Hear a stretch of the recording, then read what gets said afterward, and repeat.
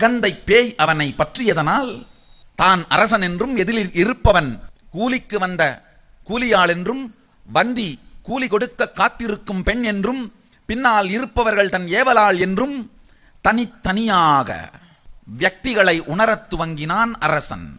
2 வினாடி தன்னையே இழந்து இருந்த சிவஞான போதத்தின் சக்தியினால் சற்றே குழம்பித்தான் போய் யார் நீ என்று கேட்டான். வந்திக்கு வேலை செய்ய வந்திருக்கும் கூலியாள் தெரிந்தும் கேட்கின்றான், யார் நீ? நான் கூலிக்கு வந்த சாமிங்கோ. உன் பரிவட்டத்தின் அழகை பார்த்தால், தலைப்பாகையின் அழகை பார்த்தால் கூலிக்கு வந்தவனைப் போல் தெரியவில்லையே. நீ யாரு சாமி? என்னைய பத்தி விசாரிக்கிற, நீ யாருன்னு சொல்லவே இல்லையே. நாம் பாண்டி நாட்டு அரசன். அரசனா? வந்தது நரியா பரியான்னு தெரியாம கூலி கொடுத்து அமிச்சானே, அது நீதானா? போதும் இந்த விளையாட்டு, யார் என்று சொல். கண்ணாளன் மனம் கனிந்தான். 1000 தான் இருந்தாலும் நான் ஆண்ட ஆசனத்தில் அமர்ந்திருக்கும் என் பேரப்பிள்ளை அல்லவா பாண்டிய நாட்டு அரசன். நம்ம தொழிலே கூலிதான் சாமி.